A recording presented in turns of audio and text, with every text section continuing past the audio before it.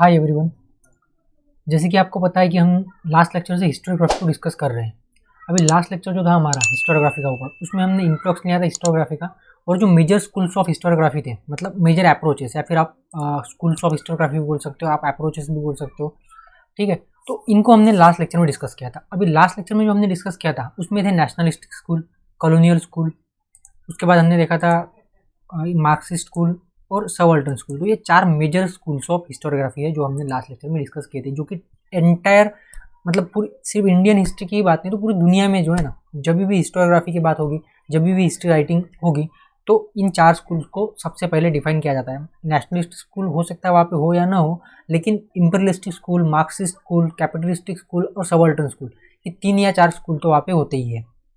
Okay, colonial मतलब कि एक तरीके से कैपिटलिस्टिक स्कूल आप बोल सकते हो। अभी कैपिटलिज्म क्या होता है, मार्क्सिज्म क्या होता है, सोशलिज्म क्या होता है, इन सबको हम, कम्युनलिज्म क्या होता है, इन सबको हम डिटेल में देखने वाले हैं जब हम वर्ल्ड हिस्ट्री वगैरह को डिस्कस करेंगे, या फिर जब हम GS1 मेंस का GS1 जो पेपर डिस्कस करेंगे ना सोसाइटी का, तब भी ये आ जाएगा, डिटेल में आएगा। तो अभी सब सिर्फ हमें क्या देखना है कि हिस्टोरियोग्राफी के पॉइंट ऑफ व्यू से किस तरीके से इंपॉर्टेंट है ये स्कूल्स और इनकी क्या सोच है, इनकी क्या राइटिंग्स है, क्या अप्रोच था। हिस्टोरियोग्राफी मतलब बेसिकली कि जो हिस्ट्री लिखी जाती है from the point of view, from the various point of view, with the help of available records, evidences, resources. तो ये लास्ट लेक्चर में हमने देखा था कि हिस्टोरियोग्राफी क्या होता है। आपने लास्ट लेक्चर नहीं देखा है तो एक बार आप देख लो, ठीक है।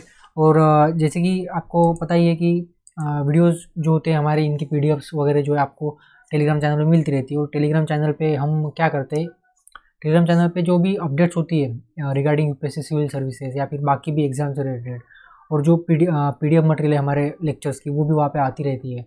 इसके अलावा हम MCQs जो डेली पोस्ट वहाँ पे करते रहते हैं। तो आपके लिए काफ़ी इंपॉर्टेंट हो जाता है टेलीग्राम चैनल को ज्वाइन करना। तो आप डिस्क्रिप्शन बॉक्स में जो लिंक दिए वहाँ से आप टेलीग्राम चैनल को ज्वाइन कर सकते हो। और वीडियोज़ को आप शुरुआत जब करते हो देखने, मतलब वीडियो जो आप स्टार्ट करते हो, तो लाइक करके स्टार्ट किया करो और कमेंट करना ज़रूरी है, क्योंकि इससे क्या होता है, वीडियोज़ की रिटेंशन जो रेट है वो बढ़ता है, तो वीडियो जो आगे रिकमेंड होती है। तो अगर आपको लग रहा है कि वीडियोज़ हेल्पफुल है, अगर वीडियोज़ आपको पसंद आ रही है, तो वीडियो को लाइक कीजिए और शेयर कीजिए, ज़्यादा से ज़्यादा लोगों तक इन वीडियोज़ को पहुँचाइए। तो अभी चलिए हम देखते हैं हिस्टोरियोग्राफी का जो हमारा आज का लेक्चर है वो किस टॉपिक के ऊपर है। मतलब टॉपिक तो हिस्टोरियोग्राफी है, लेकिन हिस्टोरियोग्राफी का जो बचा हुआ जो पोर्शन है, जिसमें हम कुछ माइनर जो स्कूल्स ऑफ हिस्टोरियोग्राफी जैसे कि कम्युनलिज्म और फेमिनिज्म और लिबरल एंड न्यू लिबरल, तो इनके बारे में डिस्कस करने वाले हैं। ये जो 4 मेजर स्कूल हमने लास्ट लेक्चर में डिस्कस किए थे ना, ये हमारे हो चुके हैं, यही मेजर है। और जो ये आज जो हम डिस्कस करने वाले हैं, ये जो है ना, ये सिर्फ मेडिवल और मॉडर्न हिस्ट्री के पॉइंट ऑफ व्यू से इंपॉर्टेंट है, क्योंकि एंशियंट हिस्ट्री में ये स्कूल आपको देखने को नहीं मिलेगी। सिर्फ और सिर्फ मेडिवल या फिर मॉडर्न में ही आपको जो है communalistic, feminist, new liberal and liberal school देखने को ज़्यादातर मिलेंगे। फेमिनिस्ट तो एंटायर हिस्ट्री को कवर कर सकता है, लेकिन कम्युनलिस्ट जो अप्रोच डेवलप हुआ था ना, वो मेडिवल हिस्ट्री के राइटिंग के वक्त ही डेवलप हुआ था। तो ऐसा हम बोल सकते हैं। तो इतना ज़्यादा इंपॉर्टेंट स्कूल नहीं है अभी तक तो भी मेजर जो इंपॉर्टेंट स्कूल्स है वो 4 ही है जो हमने लास्ट लेक्चर में डिस्कस किए थे। नेशनलिस्टिक स्कूल, कॉलोनियल स्कूल, या फिर इंपेरियलिस्टिक भी आप उसे बोल सकते हो, या फिर मार्क्सिस्ट एंड सोशलिस्टिक और सबाल्टर्न स्कूल। तो चलिए आज देख लेते हैं हमें क्या डिस्कस करना है। सबसे पहले तो कम्युनलिस्टिक हिस्टोरियोग्राफी क्या होती है। मतलब कि कम्युनलिस्ट जो लोग थे, कम्युनलिज्म वाले जो लोग थे, कम्युनलिज्म मतलब बेसिकली क्या होता है कि फंडामेंटलिस्ट होते हैं एक तरीके से, ये थोड़े बायस होते हैं एक विचारधारा के लिए। और ऐसा इनको लगता है, जो कम्युनलिज्म वाले जो लोग होते हैं ना, कम्युनलिज्म या फिर कम्युनिज्म वाले, देखो दो चीज़ों में फ़र्क है, कम्युनिज्म है और एक कम्युनलिज्म है, तो 2 चीज़ों में फ़र्क होता है। कम्युनिज्म वो अलग है, कम्युनलिज्म अलग है। तो यहाँ पे हम कम्युनलिज्म की बात कर रहे हैं। तो कम्युनलिज्म क्या होता है कि आप ऐसा सोचते हो कि सपोज कि 2 कम्युनिटीज़ है, एक कम्युनिटी ऐसा सोचती है कि जो दूसरी कम्युनिटी है वो उसके और इनके इंटरेस्ट जो है, सपोज कि एक A नाम की कम्युनिटी है और एक B नाम की कम्युनिटी है। तो A नाम की जो कम्युनिटी है उसके इंटरेस्ट हमेशा B नाम की कम्युनिटी से जो है वो डिफरेंट ही रहेंगे, और दोनों के जो इंटरेस्ट होंगे वो हमेशा जो एक दूसरे को निगेटिवली इफेक्ट करेंगे। ऐसा सोचने वाले जो लोग होते हैं वो होते हैं कम्युनलिस्ट। जैसे कि सपोज हिंदूज एंड मुस्लिम, ये 2 ग्रुप है हमारे फिलहाल इंडिया में। तो ज़्यादातर जो लोग होते हैं वो ये सोचते हैं कि जो इन दोनों के जो इंटरेस्ट है ना वो अलग अलग है और ये दोनों कभी एक हो ही नहीं सकते। तो इसी विचारधारा को हम बोलेंगे कम्युनलिज्म। तो ऐसे कुछ लोग होते हैं और इनकी राइटिंग्स या फिर इनकी जो सोच होती है, जब वो हिस्ट्री में आ जाती है और हिस्ट्री को अफेक्ट करती है, तो फिर हम उस स्कूल ऑफ थॉट को या फिर उस स्कूल ऑफ हिस्टोरियोग्राफी को बोलते हैं कम्युनलिज्म या फिर कम्युनलिस्टिक हिस्टोरियोग्राफी।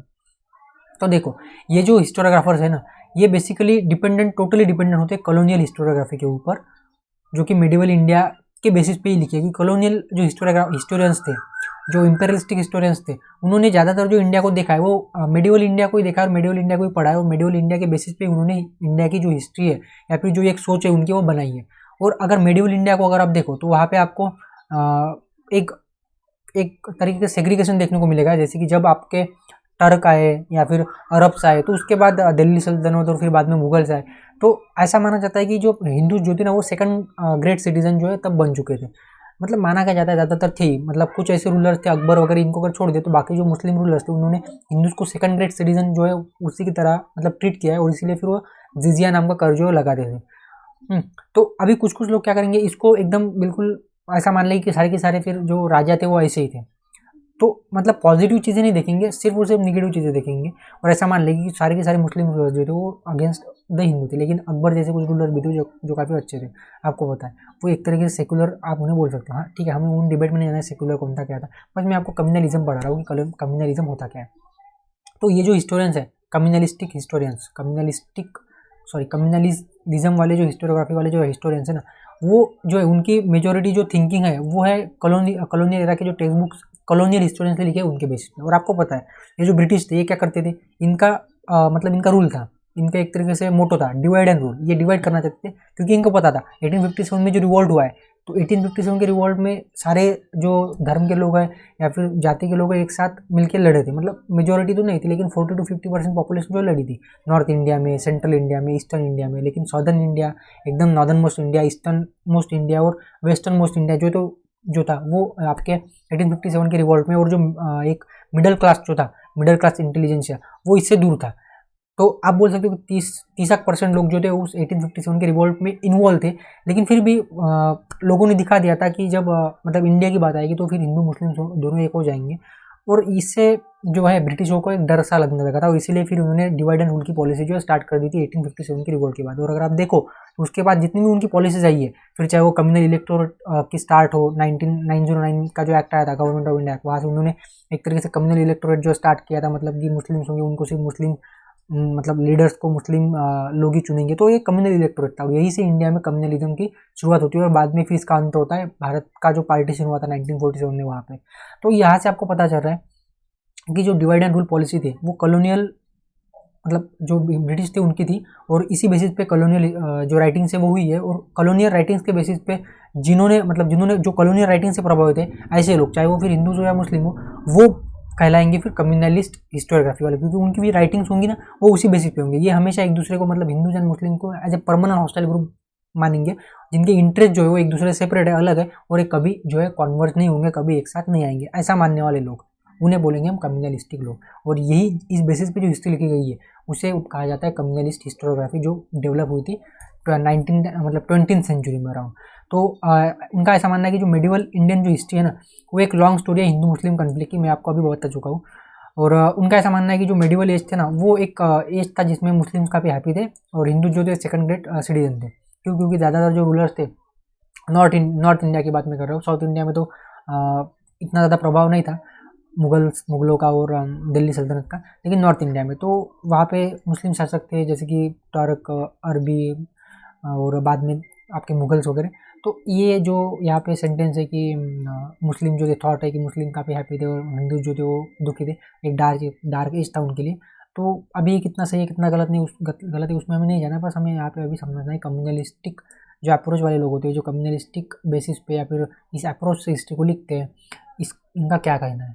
तो इसकी जो मतलब इनके जो व्यूज़ है ना वो आपको उनके राइटिंग्स में भी देखने को मिलेंगे, जैसे कि जीना हो गया, यहाँ पे हिंदू महासभा के कुछ लीडर थे बड़े बड़े, मदन मोहन मालवीय भी थोड़े बहुत मान सकते हो आप, कम्युनलिस्टिक थे, मतलब इतने नहीं थे लेकिन थोड़े बहुत थे। फिर उसके बाद आपको पता ही आपने मॉडर्न हिस्ट्री जो है पढ़ी है। तो सबसे पहले स्वतंत्रवीर सावरकर जो थे उन्होंने हिंदू राष्ट्र की मांग की थी। तो ये क्या है, तो ये आपको दिखा रहा है कि इसकी वजह से आगे चल के फिर भारत का जो है पार्टीशन हुआ था। ओके, तो कम्युनलिस्टिक हिस्टोरियोग्राफी क्या होती है होप आपको अभी समझ में आ चुका होगा, क्लियर हो चुका होगा। मतलब इसमें दो ग्रुप्स हमेशा एक दूसरे के प्रति हॉस्टाइल रहते हैं और मानते हैं कि एक दूसरे के इंटरेस्ट जो हमेशा अलग ही रहेंगे, कभी एक नहीं होंगे। तो नेक्स्ट जो हिस्टोरियोग्राफी है, नेक्स्ट जो स्कूल ऑफ थॉट है वो है लिबरल एंड न्यू लिबरल। अभी इनका क्या मानना है, इनका मानना ऐसा है, इतना ज़्यादा इंपॉर्टेंट स्कूल नहीं है इंडियन परस्पेक्टिव से अगर देखें तो। इनका ऐसा मानना है कि कॉलोनियल जो रूल था वो कोई बेनिफिशियल रहा नहीं है ब्रिटेन के लिए। मतलब ये मतलब पता नहीं कहाँ से आए थे, मतलब वो अमीर हो गए ब्रिटेन वाले इंडिया के भरोसे पे, मतलब इंडिया को लूट लूट के उन्होंने पूरा ब्रिटेन डेवलप कर लिया। और ये बोल रहे कि इंडियन जो रूल था, मतलब ब्रिटेन का जो रूल था इंडिया के ऊपर, जो कॉलोनियलिज्म था, वो इतना ज़्यादा जो हेल्पफुल वो ब्रिटेन की रहा नहीं। सिर्फ इंडिया की बात नहीं कर रहे हो, पूरी दुनिया में जब कॉलोनियलिज्म जो फैलाया गया था, जो इम्पेरियलिज्म था, वो ब्रिटेन के लिए सही नहीं था, ऐसा इन लोगों का मानना है। जिसमें कि ये पैट्रिक ओब्रायन, हॉपकिंस वगैरह जैसे हिस्टोरियंस आते हैं, वो तो ये ऐसा क्यों करें, क्योंकि इनका ऐसा मानना है कि नई इंडस्ट्रियल डेवलपमेंट ब्रिटेन में हुई ही नहीं, मतलब नई इंडस्ट्रियल डेवलपमेंट पॉलिसीज वगैरह या फिर न्यू इंडस्ट्रियल डेवलपमेंट ब्रिटेन में लेट हुई, जस्ट बिकॉज क्योंकि ये जो लोग थे ना ब्रिटिश वगैरह, ये कॉलोनियल मतलब कॉलोनीज में ज़्यादा इन्वॉल्व रहते थे, वहाँ पे ज़्यादा डेवलपमेंट वगैरह लगे। कौन सी डेवलपमेंट लाई, कोई डेवलपमेंट नहीं लाई। हाँ वो मान सकते हैं हम, जैसे कि रेलवेज वगैरह लाई, पोस्ट सेवा उन्होंने स्टार्ट की, लेकिन वो उनके मतलब के लिए था, तो शायद इतना ज़्यादा इंपॉर्टेंट स्कूल नहीं है liberal and new liberal school. अभी जो लास्ट स्कूल ऑफ थॉट है वो है फेमिनिस्ट हिस्टोरियोग्राफी। तो इतना ज़्यादा अभी फिलहाल ये डेवलप नहीं हुआ है, अभी भी इसके ऊपर काफ़ी डिबेट चलती रहती है। फेमिनिज्म को अभी तक लोग ठीक से समझ नहीं पाए या डिफाइन नहीं कर पाए। फेमिनिज्म होता क्या है यही समझ में नहीं आया अभी तक बहुत सारे लोगों को। वो खुद को फेमिनिस्ट तो बोलते हैं, लेकिन पता नहीं मतलब मतलब अगर आप फेमिनिज्म को पढ़ोगे ना, तो इसके ऊपर अभी भी काफ़ी ज़्यादा रिसर्च या फिर डिबेट होना बाकी है। क्योंकि कुछ खुद को फेमिनिस्ट बोलेंगे, लेकिन उनकी एक्टिविटीज ऐसी है कि वो एंटी वुमन होती है। कुछ ऐसे मतलब उनको लगता है कि वो फेमिनिस्ट है, उनको लगता है कि वो वुमेन के राइट्स की बात कर रहे हैं, लेकिन एक्चुअली वो वुमेन का जो मतलब वुमेन की जो चीज़ें हैं ना, एक्चुअली कुछ लोग क्या कर रहे हैं, फेमिनिज्म के नाम पे कंपैरिजन स्टार्ट करते हैं। मतलब वो ऐसा कहेंगे जो मेन करेंगे वही वुमेन को करना चाहिए, ये फेमिनिज्म है। लेकिन फेमिनिज्म ये नहीं है। मतलब जैसे कि सपोज कि मेन जो है वो शर्ट पैंट पहनती, मतलब वुमेन पहने, उसमें कोई बुराई नहीं है, लेकिन इसमें कंपटीशन करना और ये फेमिनिज्म है ऐसा बोलना, ये गलत है। हम्म, ये फेमिनिज्म नहीं है। फेमिनिज्म क्या होता है कि आप वुमेन्स के राइट्स की बात कर रहे हो, एजुकेशन की बात कर रहे हो, लिटरेसी की बात कर रहे हो, जॉब्स की बात कर रहे हो, उनके जो फ्रीडम ऑफ स्पीच होती है उनकी बात कर रहे हो, उनके प्रोडक्टिव रिसोर्सेज के ऊपर उनका अधिकार होना, इसकी बात कर रहे हो, इसे फेमिनिज्म कहा जाएगा। लेकिन ये नहीं कि चलो जो मतलब मेन कर रहे हैं वही वुमेन करे, ये फेमिनिज्म नहीं है। कंपेरिजन फेमिनिज्म नहीं होता है। कंपेरिजन जो है फेमिनिज्म नहीं होता है। तो अभी भी कुछ लोग खुद को फेमिनिस्ट समझते हैं, लेकिन वो फेमिनिस्ट एक्चुअली में नहीं होते। वुमेन एम्पावरमेंट अलग चीज़ होती है, फेमिनिज्म मतलब फेमिनिज्म से रिलेटेड है। लेकिन मैं अभी जैसे कि आपको बोला कि मतलब फेमिनिज्म होना क्या चाहिए, जैसे कि वुमेन एजुकेशन, वुमेन डेवलपमेंट, उनके राइट्स की बात करनी चाहिए, ठीक है, जितनी भी प्रोडक्टिव रिसोर्सेज के ऊपर हो, रिप्रोडक्टिव सिस्टम के ऊपर हो, सॉरी रिप्रोडक्शन के ऊपर हो, या फिर बाकी जो अधिकार है इनके ऊपर बात करनी चाहिए, इसको कहा जाएगा फेमिनिज्म। ना कि ये कि मेन क्या कर रहे हो फिर हमें भी वही करना है, कॉपी पेस्ट करना, वो फेमिनिज्म नहीं है, ऐसा मुझे लगता है। मैं फेमिनिस्ट खुद, मैं इन वर्ड्स के चक्कर में कभी बढ़ता ही नहीं हूँ कि कौन कम्युनल है, कौन फेमिनिस्ट है, कौन लिबरल है। मेरा मानना है सिर्फ चीज़ें सही या गलत होती है, आप सही सही चीज़ों का समर्थन करो, गलत चीज़ों के खिलाफ खड़े रहो, चाहे वो फिर आगे कोई भी हो। ये मेरा मानना है। मैं इन वर्ड्स में या फिर इन हिस्टोरियोग्राफी में या फिर स्कूल्स में फंसता नहीं हूँ कभी भी। ओके, सो अभी फेमिनिस्ट हिस्टोरियोग्राफी जो है ना, इसको हम समझेंगे क्या होता है। तो ये जो राइटिंग्स थी ना हिस्ट्री की, इसमें काफ़ी शिफ्ट आया है। कब, जब 1970s में वुमेन मूवमेंट जो है वो अपने पीक पे थी। तो अर्लियर फेज में ऐसा माना जाता था, मतलब ऐसा होता था कि जो फेमिनिस्ट जो हिस्टोरियोग्राफी थी ना, अर्लियर फेज में क्या होता था कि ये मेन स्ट्रीम हिस्ट्री को सप्लीमेंट करते थे विद राइटिंग्स ऑफ वुमेन। तो जैसे कि कुछ वुमेन हिस्टोरियंस होंगे, मतलब कुछ लीडर्स होंगे, कुछ फ्रीडम फाइटर्स होंगे, कुछ ऐसे बड़े बड़े वुमेन होंगे जिन्होंने कुछ बड़े काम किए होंगे, उनको वो सप्लीमेंट करते थे। ज़्यादा कुछ मतलब इतना होता नहीं था। लेकिन बाद में क्या हुआ, रिसर्च एंड कंपाइलेशन आ गया, और जैसे जैसे वक्त आगे बढ़ा वैसे वैसे चीज़ों को और जो है वो एक तरीके से डिमांड करने लगे। जैसे कि प्रोडक्टिव रिसोर्सेज जो है ना, इसके ऊपर वुमेन का अधिकार होना चाहिए। लीगल सिस्टम जो है इसको देखा जाने लगा किस तरीके से ब्रिटिशों के आने के बाद लीगल सिस्टम जो थी कॉलोनी एरा की, उसने वुमेन के लाइफ को अफेक्ट किया। जैसे कि आपको पता है कि चाइल्ड मैरिज रिस्ट्रेन एक्ट आया था 1856 के आसपास। उसके पहले जो है वो चाइल्ड मैरिज जो है वो बैन हो गया था। सती प्रथा जो है 1829 में बैन कर दी गई थी। तो जो कॉलोनियल एरा की जो लीगल सिस्टम थी उसका वुमेन के ऊपर काफ़ी पॉजिटिव इंपैक्ट हुआ है। अगर आप ओवरऑल देखो ना, तो कॉलोनियल एरा मतलब निगेटिव्स भी है, उन्होंने काफ़ी अत्याचार किए हैं, ऐसा नहीं है, लेकिन एक तरीके से काफ़ी ज़्यादा जो इम्प्रूवमेंट है आपको वुमेन के स्टेटस में और जो SC ST और OBC के स्टेटस में आपको कॉलोनियल एरा में देखने को मिलेगी। और इसीलिए जो कुछ उस वक्त के जो सोशल रिफॉर्मर थे, जैसे कि आप राजा राममोहन राय को देखो, या फिर महात्मा फुले देखो, बाबा साहब अम्बेडकर देखो, विश्वचंद्र विद्यासागर, स्वामी दयानंद सरस्वती, आगरकर हो गए, ठीक है, स्वामी विवेकानंद, तो ठीक है उतना तो नहीं, लेकिन बाकी जो ये फ्रीडम सोशल रिफॉर्मर थे 19th सेंचुरी के, ठीक है, 19th and 20th century social reformer थे ज़्यादातर, वो काफ़ी ज़्यादा प्रभावित थे जो कॉलोनियल जो राइटिंग्स तो नहीं बोल सकते, लेकिन उनकी विचारधारा से। जैसे कि फ्रेंच रिवॉल्यूशन हुआ था, इक्वलिटी वगैरह आई थी, तो उससे काफ़ी प्रभावित थे। तो ये सारी चीज़ें जो अफेक्ट करती थी, और इसी के ऊपर फिर इसी बेसिस पे फिर देखा गया कि वुमेन्स की लाइफ में क्या चेंजेस आए हैं कॉलोनियल एरा के लीगल सिस्टम का, क्या इफेक्ट हुआ है इसमें। और फिर प्रोडक्टिव रिसोर्स के ऊपर वुमेन का अधिकार होना चाहिए। प्रोडक्टिव रिसोर्स मतलब जैसे कि लैंड, ज़मीन जायदाद, प्रॉपर्टी, इसमें एजुकेशन सिस्टम, एजुकेशन, जॉब्स वगैरह, तो ये प्रोडक्टिव रिसोर्स हो गए जिससे जो आपके ऊपर मतलब प्रोडक्टिव रिसोर्स मतलब जैसे कि इकोनॉमी मतलब फिनेंशियल इंडिपेंडेंट वगैरह होना, इसे आप बोल सकते हो प्रोडक्टिव रिसोर्सेज। तो इसका क्या इफेक्ट होता है थ्रू आउट द हिस्ट्री, वो यहाँ पे वो स्टडी करने लगे फिर फेमिनिस्ट हिस्टोग्राफी वाले। और इसमें कुछ दो नाम आते हैं, पंडित रमाबाई के और कैथरीन मायो के। इनकी कुछ बुक्स है, मदर इंडिया हो गए, हाई कास्ट हिंदू की जो कंडीशन थी इसके ऊपर हम पंडित रमाबाई ने लिखा है। 1887 की, ये एक वुमन सोशल रिफॉर्मर थी।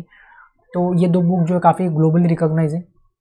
और फेमिनिज्म जो है ना, इसके ऊपर काफ़ी मतलब जितना डिस्कस किया जाए उतना कम है। लेकिन जो हिस्टोरियोग्राफी है ना, फेमिनिस्ट हिस्टोरियोग्राफी, इसमें फेमिनिज्म मतलब फीमेल जो लीडर्स थे ना, उनके ऊपर फोकस किया गया कि किस तरह से उन्होंने इंडियन फ्रीडम स्ट्रगल में कंट्रीब्यूट किया है। एंशिएंट इंडिया में जैसे गार्गी वगैरह नाम से एक संत थी, तो उन्होंने डिबेट डिस्कशन में वो काफ़ी पार्टिसिपेट करती थी। तो इसको एक देखा जाएगा कि वुमेन का क्या रोल रहा है सोसाइटी में, हिस्ट्री में, पॉलिटिकल लाइफ में, इकोनॉमिकल लाइफ में, और क्या होना चाहिए, इसके ऊपर वो डिबेट करेंगे। उसे कहा जाएगा फेमिनिज्म और फेमिनिस्ट हिस्टोरियोग्राफी। और उस पॉइंट ऑफ व्यू से जो हिस्ट्री लिखी जाएगी उसे कहा जाएगा feminist historiography. Okay, so hope आपको ये हिस्टोरियोग्राफी वगैरह वाले जो लेक्चर्स है, जो चीज़ें वो क्लियर हो चुकी होगी अभी तक।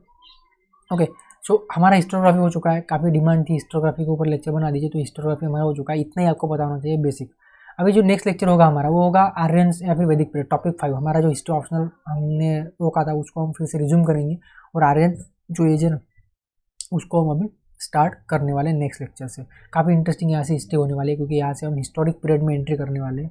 सॉरी, आर्यन एज, हाँ आर्यन एज आएगा इसके बाद, फिर उसके बाद महाजनपद वगैरह आएगा। थोड़ा कंफ्यूजन हो गया था कि क्या पहले महाजनपद आएगा, नहीं तो महाजनपद तो उनके बाद आएगा, पहले आर्यन आएगा। ओके, सो नेक्स्ट लेक्चर हमारा होगा आर्यन एज वैदिक पीरियड के टॉपिक 5। आपका सिलेबस आपने देखा होगा तो आपको पता है। ठीक है, तो मिलते हैं फिर नेक्स्ट लेक्चर में।